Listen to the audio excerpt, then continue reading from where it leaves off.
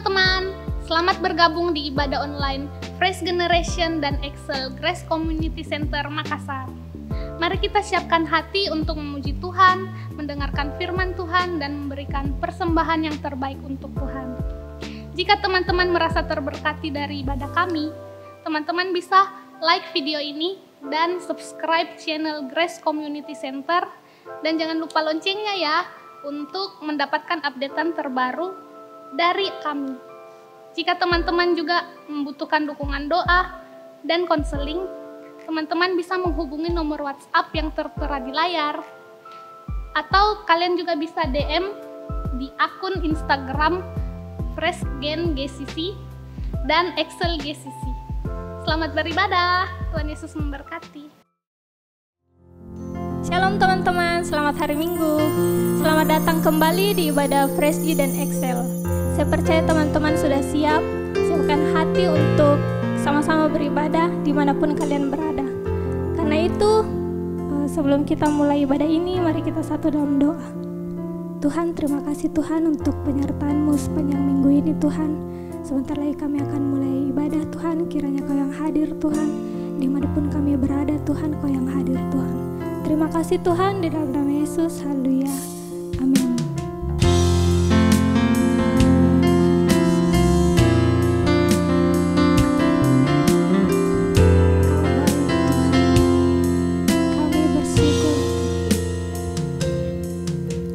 Yesus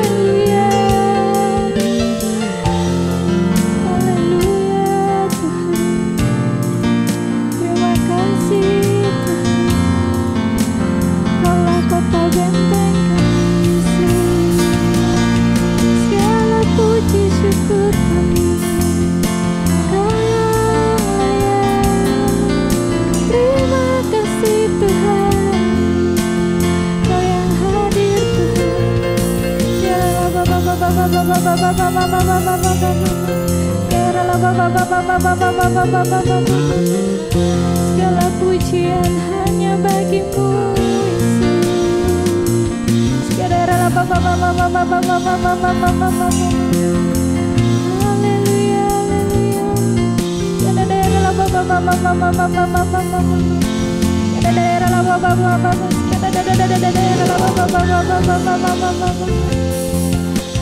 Haleluya,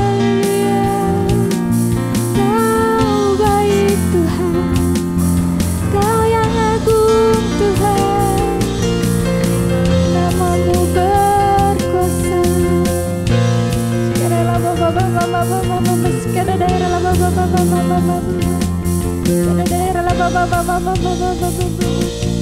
Terpujilah namamu, Yesus, Kau yang mulia.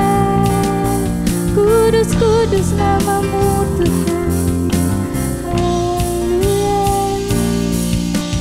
Nyanyi dan bersoraklah bagi Dia, pujian hormat kuasa bagi Raja. Gunung tunduk, laut bergelora mendengar namamu. Kau yang berkuasa Tuhan atas perbuatanmu. Selamanya ku kasihi Engkau Tuhan. Tiada janji seperti yang ada padamu. Segala pujian hanya bagimu Tuhan. Haleluya. Nyanyi dan bersoraklah bagi Dia, pujian hormat kuasa bagi Raja. Gunung tunduk, laut bergelora mendengar namamu. Kami bersuka Tuhan, ku bersuka atas perbuatanmu. Selamanya ku kasihi Engkau Tuhan.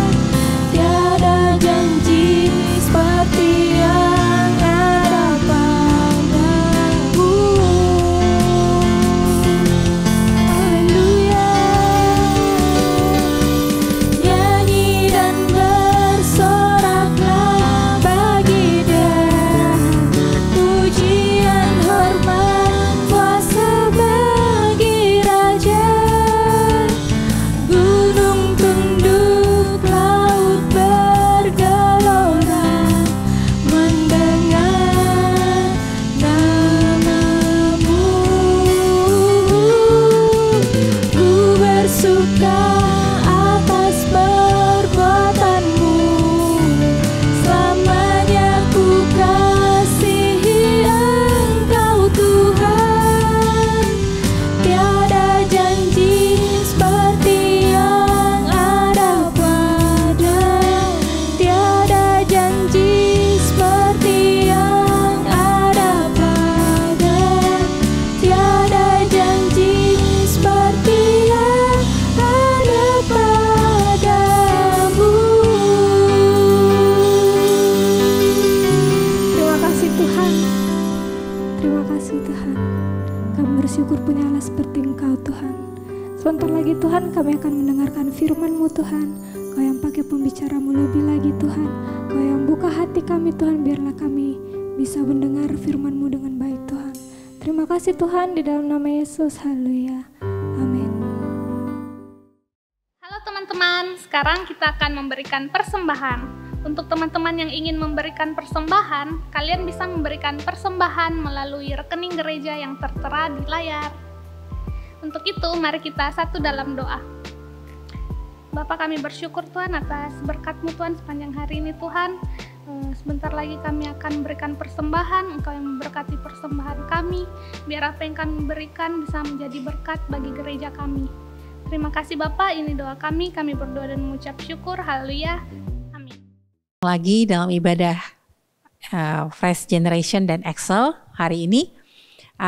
Saya mau membagikan sesuatu yang akhir-akhir ini jadi seperti satu doa yang selalu saya panjatkan kepada Tuhan, jadi sesuatu yang jadi kerinduan saya gitu. Yaitu tentang belajar bagaimana kita bisa mengenal Tuhan dengan benar, ya.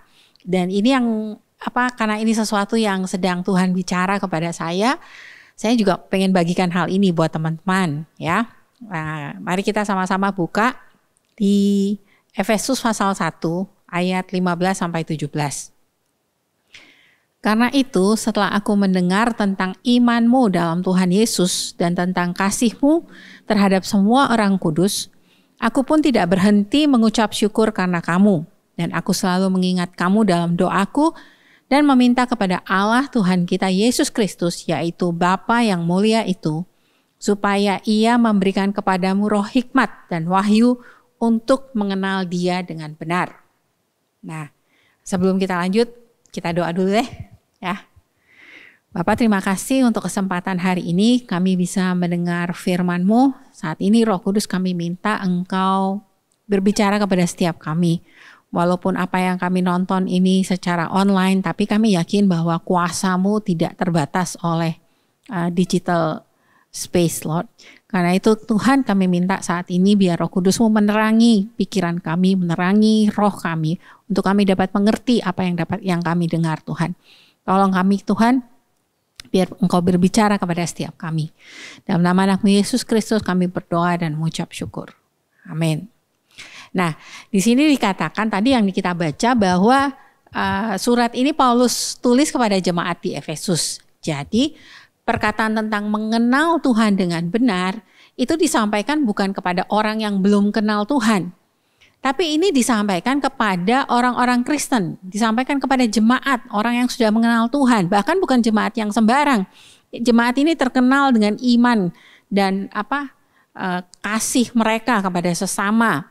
Ya, nah, jadi tapi kenapa Paulus tulis kepada mereka? Paulus masih berkata bahwa padahal iman mereka udah bagus itu istilahnya. Kasih mereka juga sudah nyata kepada orang-orang. Tapi Paulus masih berkata bahwa dia akan minta supaya Tuhan memberikan roh hikmat dan wahyu untuk mengenal Tuhan dengan benar. Kalau dikatakan mengenal Tuhan dengan benar, berarti ada cara mengenal Tuhan dengan cara yang tidak benar atau cara yang salah. Apa yang dimaksud dengan hal ini? Nah, dikatakan roh hikmat dan wahyu itu dalam bahasa Inggris spirit of wisdom and revelation. Kenapa sih kita mesti kenal Tuhan dengan benar? Nah, terus apa yang perlu kita kenal yang dengan benar tentang Tuhan? Nah, yang pertama itu kalau dikatakan mengenal Tuhan dengan benar, apa sih yang salah gitu? Nah, kita ini kan ada banyak mungkin pikiran-pikiran yang kita miliki atau konsep atau cara pandang kita kepada Tuhan yang membuat kita punya cara pandang yang salah tentang Tuhan. Mungkin kita menyamakan Tuhan seperti manusia. Kita nggak bisa melihat bahwa Tuhan itu dalam perspektifnya dia sebagai Tuhan gitu. Nah, saat ini saya mau bagikan dua hal penting dalam kekristenan yang perlu kita kenali dengan benar tentang Tuhan. Apa yang perlu kita kenal dengan benar tentang Tuhan? Yang pertama tentang kasih dan penerimaannya. Nah, saya yakin semua banyak anak-anak orang Kristen, bahkan yang sudah dari kecil ikut sekolah minggu, itu semua hafal sekali Yohanes 3 ayat 16. Begitu ditanya apa Yohanes 3 ayat 16, pasti rata-rata hampir semua mungkin anak-anak orang Kristen itu tahu isinya Yohanes 3 ayat 16. Karena begitu besar kasih Allah akan dunia ini sehingga Ia telah mengaruniakan anaknya yang tunggal supaya setiap orang yang percaya kepadanya tidak binasa melainkan beroleh hidup yang kekal. Nah, kenapa bisa hafal? Hafal itu butuh hanya istilahnya pengetahuan kita. Pengetahuan, knowledge kita. Tapi apakah kita sungguh-sungguh merasakan kasih Tuhan yang besar itu dalam hidup kita? Ataukah kalau waktu kita dengar cerita tentang anak yang hilang, Kita terharu sekali kalau lihat, waktu bapaknya lari menyambut anak yang hilang, yang baru pulang, kemudian dipeluk. Aduh, kalau kita dengar kisah itu, kita terharu. Atau mungkin kisah-kisah yang lain yang dalam Alkitab yang tentang kasih Tuhan. Bahkan kisah tentang kelahiran Yesus. Kita semua sudah hafal, kita tahu ceritanya, detailnya pun kita tahu. Tapi apakah kita bisa sungguh-sungguh merasakan kasihnya Tuhan buat kita pribadi? Kita merasakannya dalam keseharian kita. Atau nanti tunggu kalau ibadah, suasana penyembahan, saya merasakan Tuhan mengasihi saya, kehadiran Tuhan, hadirat Tuhan, kasih Tuhan. Nah loh, sekarang lagi gak ibadah, kita di rumah semua, ibadah online. Apakah bisa tetap merasakan kasih Tuhan di saat-saat doa pribadi? Ataukah kita gak ngerasa apa-apa gitu. Kita gak bisa melihat kasih Tuhan dalam hidup kita, dalam keseharian kita. Hal yang kedua yang perlu kita tahu tentang Tuhan itu adalah tentang pengampunan Tuhan. Ya, kalau kita sudah tahu kasih Tuhan, kasihnya itu berhubungan dengan pengampunan. Kita baca di Roma 5 ayat 8 ya. Akan tetapi Allah menunjukkan kasih-Nya kepada kita oleh karena Kristus telah mati untuk kita ketika kita masih berdosa. Nah, jadi dikatakan Yesus sudah mati. Tuhan menunjukkan kasih lewat kematian Yesus. Dia sudah memberikan Yesus untuk menebus dosa kita. Di ayat 9 dikatakan, lebih-lebih karena kita sekarang telah dibenarkan oleh darah-Nya, kita pasti akan diselamatkan dari murka Allah. Kristus sudah mati bagi kita saat kita masih berdosa. Nah, Tuhan gak suruh kita jadi orang benar dulu. Tuhan gak tunggu, kamu harus bereskan dosamu dulu. Enggak, waktu kita masih berdosa, Tuhan sudah tebus kita. Tuhan sudah mati di kayu salib untuk menebus dosa kita. Kadang ada orang, anak-anak muda kalau diajak ke gereja, ayo dong ikut ibadah, ayo ikut ke gereja. Jawabannya apa? Jangan mi dulu deh, banyak dosaku. Jangan mi dulu deh, masih kecanduan kak. Lah, kalau kamu merasa kamu banyak dosa, sampai kapan kamu mau tunggu baru kamu ke gereja? Emang kamu bisa membereskan dosamu sendiri? Emang kamu bisa jadi orang benar dengan usahamu sendiri? Tidak ada satu orang pun yang bisa jadi orang benar dengan kemampuannya sendiri. Gak ada satupun orang yang bisa istilahnya ngeberesin masalah dosanya sendiri. Tokoh di Alkitab pun yang paling hebat, Daud aja jatuh dalam dosa. Walaupun terus dia diampuni, dia minta ampun sama Tuhan. Jadi itu Daud loh, orang istilahnya pahlawan, orang yang luar biasa, begitu dikasihi Tuhan. Tapi dia pun bisa jatuh dalam hal dosa. Apalagi kita nih yang manusia biasa, istilahnya yang manusia yang hidup di zaman ini yang penuh lebih banyak godaannya daripada Daud. Tidak ada satupun kita yang punya kemampuan untuk membereskan masalah dosa. Kita butuh Tuhan. Dan Tuhan itu sudah ngeberesin masalah dosa kita itu lama. Udah lama banget dia udah bereskan. Waktu dia ada di salib, ya, dia ada di salib, semua dosa itu ditimpakan kepada dia. Semua kesalahan kita, semua kelemahan kita itu sudah ditimpakan kepada Yesus. Dia sudah tanggung semua itu di kayu salib. Makanya sebelum Yesus menyerahkan nyawanya, dia sudah berkata, sudah selesai. It's finished. Dan setelah itu dia menyerahkan nyawanya kepada Bapa. Kenapa? Dia sudah selesaikan semua masalah dosa, semua urusan dosa sudah Tuhan selesaikan. Bagian kita ini terima. Bagian kita adalah menerima dengan iman, percaya dengan hati, mengaku dengan mulut kita. Dan kita terima keselamatan itu buat hidup kita, jadi bagian kita. Jadi gak ada yang perlu lagi kita lakukan, gak berat istilahnya. Untuk berurusan dengan masalah dosa itu gak berat. Cuman mengaku percaya dengan hati, mengaku dengan mulut, dan terima pengampunan dari Tuhan. Tapi masalahnya ada banyak orang, anak-anak Kristen, anak-anak muda Kristen, yang gak mengerti konsep ini. Yang menganggap Tuhan itu masih marah sama dia. Yang merasa bahwa ketika dia gagal, dia takut untuk datang kepada Tuhan. Dia takut untuk, nanti Tuhan tolak saya. Aduh, saya sudah berdosa lagi. Hei, pembenaran kita itu hanya ada di dalam Tuhan. Yang bisa membuat kita jadi orang benar, itu adalah Kristus, darah Yesus. Dan Tuhan, kalau Tuhan sudah gak menghukum kita, Kenapa kita masih menghukum diri kita sendiri? Kita baca sama-sama di Roma pasal 8 ayat yang pertama. Di situ dikatakan bahwa demikianlah sekarang tidak ada penghukuman bagi mereka yang ada di dalam Kristus Yesus. Kalau kita ada di dalam Kristus Yesus, setiap orang yang percaya, setiap orang yang sudah menjadi anaknya, kita ini ada di dalam Kristus. Kristus di dalam kita. Kita ini sudah dibenarkan. Tapi ada banyak tipu daya iblis, ada banyak cara berpikir, mungkin entah apa yang pernah trauma atau kejadian, apa yang membuat kita seperti tidak bisa memahami hal ini. Kita masih terus bergumul dengan penghukuman dari Tuhan. Kita masih terus merasa bersalah di hadapan Tuhan. Kita masih terus merasa bahwa dosa itu jadi penghalang. Nah, itu seperti selubung, istilahnya selubung yang menghalangi kita untuk bisa melihat Tuhan dengan jelas gitu. Nah, kalau misalnya ada kain yang menutupi wajah saya, entah itu mungkin walaupun kain itu tipis, tapi itu tetap akan membuat saya tidak bisa melihat orang yang di depan saya dengan jelas.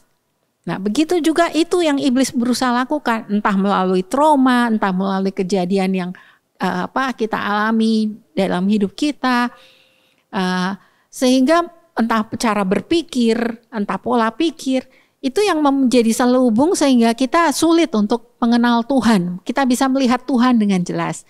Itu makanya kita butuh spirit of wisdom and revelation. Kita butuh kuasa dari Roh Kudus untuk memberikan kita hikmat dan pewahyuan. Revelation itu pewahyuan.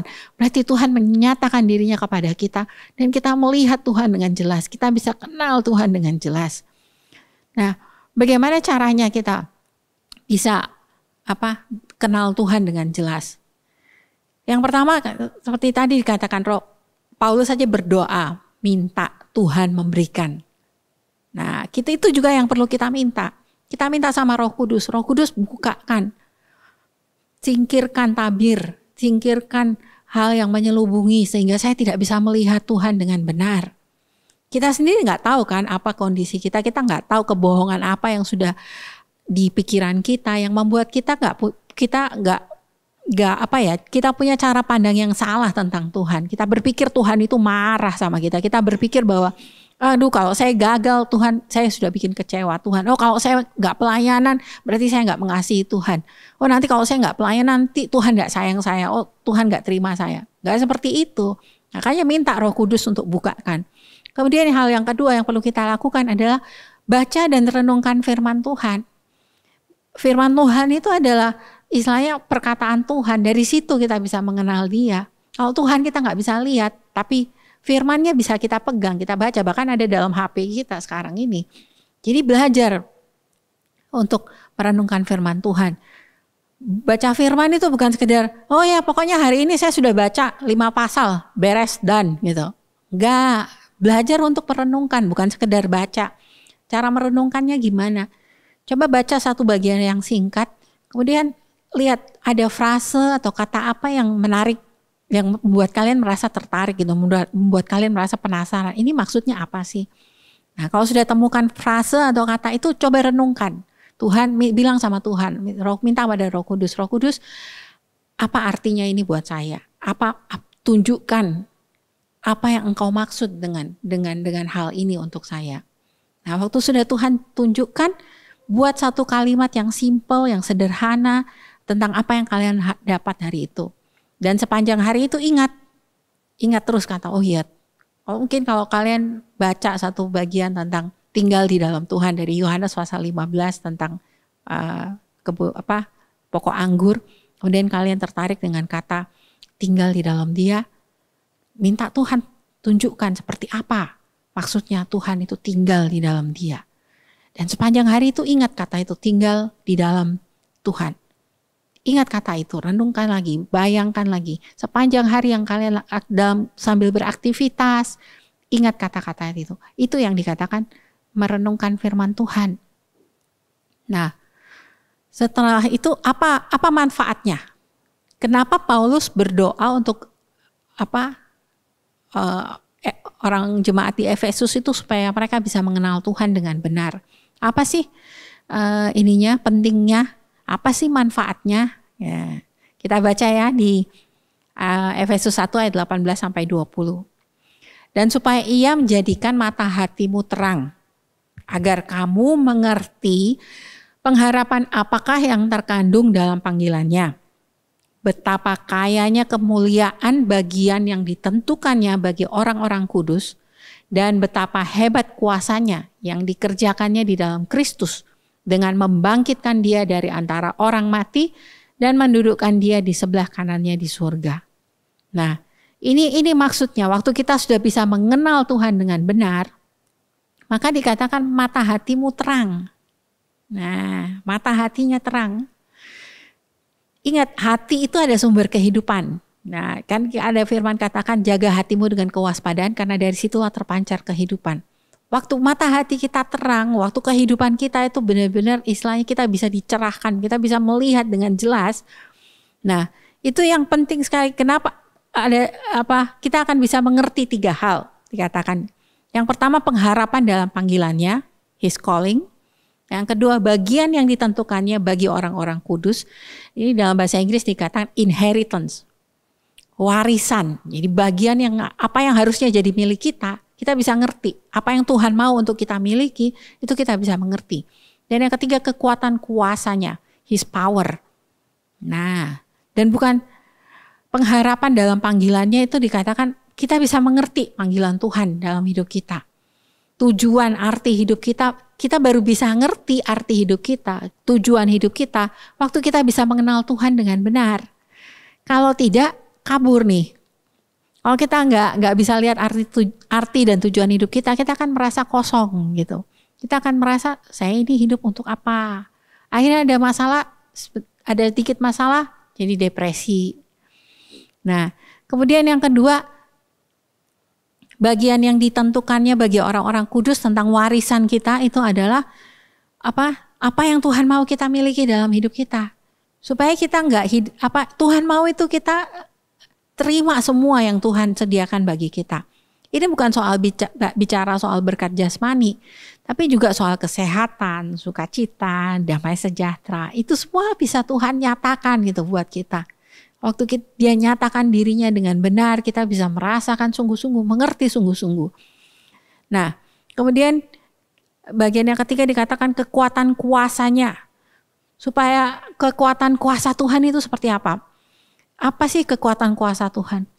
Ayat tadi yang kita baca bahwa kuasa yang sama yang sudah membangkitkan Yesus dari antara orang mati, kuasa yang sama itu ada dalam kita. Diberikan kepada kita, bekerja demi kita, bekerja untuk kita gitu istilahnya. Jadi di dalam kita ini waktu kita mau mengerjakan sesuatu, kita punya keyakinan bahwa saya mengerjakannya ini enggak sendiri. Ada Tuhan, kuasa Tuhan yang besar, kuasa kebangkitannya itu bekerja di dalam saya, memampukan saya untuk mengerjakan apa yang Tuhan mau saya kerjakan. Jadi intinya sebenarnya apa? Waktu kita mengenal Tuhan dengan benar, kita dapat hidup dengan maksimal. Kita hidup seperti apa yang Tuhan mau. Itu dapat kita lakukan setelah kita kenal dia dengan benar. Makanya minta Tuhan tunjukkan, Tuhan nyatakan dirimu, beri saya hikmat, beri saya pewahyuan supaya saya bisa mengenal Engkau dengan benar. Saya akan tutup dengan satu cerita. Saya bagikan firman ini bukan karena saya sudah memperolehnya, tapi karena benar-benar ini jadi satu rema gitu, sesuatu yang jadi kerinduan saya gitu. Saya sendiri juga minta sama Tuhan, Tuhan biar saya bisa kenal Engkau dengan benar. Nah, satu kali Tuhan benar-benar istilahnya mewahyukan dirinya. Roh Kudus benar-benar menunjukkan apa yang Tuhan maksud dengan kasih Tuhan gitu. Satu kali saya ikut acara online. Kemudian di acara itu awalnya saya sebenarnya nggak kepengen ikut. Sudah lagi capek, acaranya udah malam gitu, jam 9 malam gitu. Saya sudah nggak mau ikut. Tapi akhirnya saya ikut. Kemudian waktu itu ada sesi doa, berdoa untuk kesembuhan. Nah, yang ditanya waktu itu adakah kata-kata hikmat tentang penyakit atau sakit yang Tuhan mau sembuhkan? Nah, jadi waktu itu yang bicara ini dia sebutkan tiga ada satu tentang sakit di leher, kemudian ada yang kemudian yang terakhir itu dia sebutkan tentang sakit di jari kaki atau di ibu jari. Waktu saya dengar itu saya langsung ketawa gitu, karena orang yang memberikan kata-kata hikmat dia sendiri tuh seperti ragu-ragu untuk menyebutkan soal masalah atau sakit di jempol di jari kaki atau di ibu jari gitu, ibu jari tangan ya. Karena dia rasanya mungkin dia berpikir orang siapa gitu yang bisa lagi sakit jarinya gitu. Terus saya ketawa karena waktu itu memang jari tangan saya, ibu jari saya, jari tangan itu lagi sakit. Habis kejepit pintu mobil gara-gara kecerobohan saya sendiri gitu. Jadi itu waktu itu lagi sakit gitu. Dan waktu itu saya ketawa karena saya pikir, aduh Tuhan, kau benar-benar sayang sama saya. Kau benar-benar perhatikan hal sepele yang saya alami gitu. Ya memang gak langsung miraculously secara mujizat langsung sembuh jempol saya. Karena ya ini masih dalam proses. Masih dia jarinya mau lepas, tapi minimal saya nggak tersiksa dengan miki-mikinya, gitu. Apalagi kan saya banyak kerja dengan komputer gitu, banyak ngetik gitu. Kalau jempolnya cenat-cenut gitu, miki-miki kan repot juga gitu. Tapi waktu itu yang saya rasakan malam hari itu yang saya rasakan bukan soal kesembuhannya, tapi saya tiba-tiba seperti dipenuhi dengan kasih Tuhan, seperti oh iya bener ya. Tuhan itu benar-benar sayang sama saya. Tuhan benar-benar peduli sama saya. Tuhan benar-benar care begitu dengan saya. Dan itu yang membuat saya mengerti, oh itu kenapa kita perlu dibukakan, diwahyukan tentang Tuhan supaya kita bisa kenal Dia dengan benar. Karena ada banyak hal luar biasa yang Tuhan mau kerjakan dalam kehidupan kita. Tapi kadang iblis juga berusaha untuk menghancurkan semuanya itu. Makanya teman-teman, hari ini saya tahu ada banyak teman-teman yang sedang merasa sedang merasa kering, yang sedang bertanya, Tuhan kau di mana? Tuhan saya nggak bisa ibadah, saya nggak rasa nyaman dengan kondisi ini, saya nggak bisa merasakan hadirat-Mu, saya nggak bisa merasakan kuasa-Mu, saya nggak bisa merasakan kasih-Mu dalam hidup saya. Engkau ada di mana Tuhan?